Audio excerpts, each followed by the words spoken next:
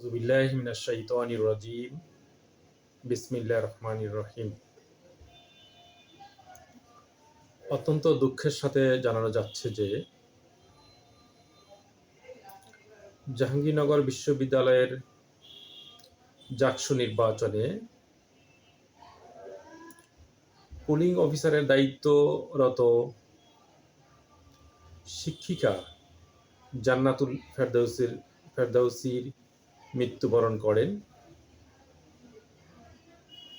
ইন্না লিল্লাহি ওয়া ইন্না ইলাইহি রাজিউন।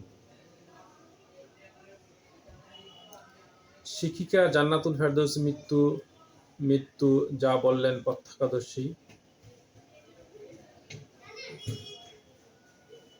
জাকসু নির্বাচনের দায়িত্ব পালন পুলিং অফিসার মৃত্যু হয়। শিক্ষিকা সিনেট হলের বাহিরে দরজার হাতলে ধরার পরেই উনি পড়ে যায়।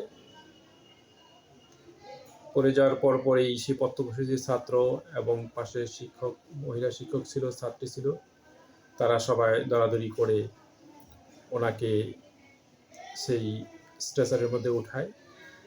উঠানোর পরে তারা হাত পা দরাদরি করে। তখন তারা এই ইউনিভার্সিটির হাসপাতালে নিয়ে যায়। সেখান থেকে সেই ইউনিভার্সিটির হাসপাতালে তেমন সেবা নেই। তখন ওইখান থেকে তাকে এনাম মেডিকেল হাসপাতালে ডক্টর স্থানান্তর করে। তো এই এনাম মেডিকেলে স্থানান্তর করার পরে এনাম মেডিকেলের দায়িত্বরত ডক্টর তাকে মৃত্যু ঘোষণা করে। আসলে এই শিক্ষিকা জান্নাতুল ফেরদৌস উনি 11 তারিখে উনি দায়িত্ব পালন করেন।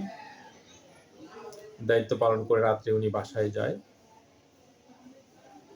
আজ 12 তারিখ শুক্রবার, আজকে ওনার দায়িত্ব ছিল। তখন উনি আবার ইউনিভার্সিটিতে আসে। তো ইউনিভার্সিটিতে আসার পর সিনেট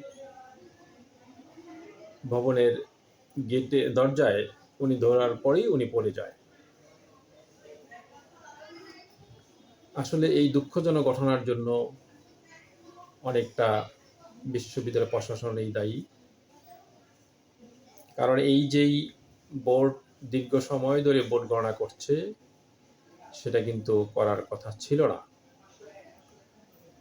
এই মেশিনের মাধ্যমে যদি এই ভোটগুলি গণনা করা হতো, তাহলে রাত্রের মধ্যেই কিন্তু ফল দেওয়া সম্ভব হতো, যা ডাকসু নির্বাচনে ঢাকা বিশ্ববিদ্যালয় যা করেছে। এবং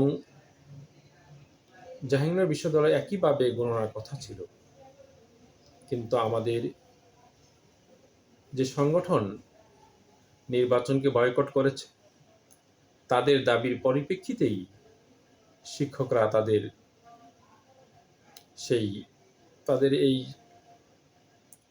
তাদের এই পারপাসকে সার্ভ করার জন্যই আজকের এই অবস্থা। হাতে ম্যানুয়ালি গোনা হচ্ছে, অথচ তারা ম্যানুয়ালি গোনার কথা বলে আবার নিজেরা নির্বাচন বয়কট করে চলে গেল। সেই ছাত্রদলও কিন্তু আজকে এই ম্যাডামের মৃত্যুর জন্য দায়ী এবং প্রশাসন সমানভাবে দায়ী। তো আমরা এই মৃত্যুর জন্য আমরা অত্যন্ত দুঃখ প্রকাশ করছি। আমরা অনেক সমবেদনা জানাচ্ছি। আল্লাহ এই ম্যাডামকে তুমি শহীদ হিসেবে কবুল করো এবং জান্নাতবাসী করো। তার পরিবার পরিজনকে তুমি ধৈর্য ধরার তৌফিক দান করো। আপনারা যেখান থেকে আমাদের এই কথাগুলো শুনছেন, সবাইকে ম্যাডামের জন্য দোয়া করবেন। আল্লাহ যেন ম্যাডামকে জান্নাত দান করে, তার পরিবার পরিজন যেন ধৈর্য ধরার তৌফিক দান করে। সবাইকে আবারও শুভেচ্ছা জানিয়ে শেষ করলাম। আসসালামু আলাইকুম ওয়া রাহমাতুল্লাহ।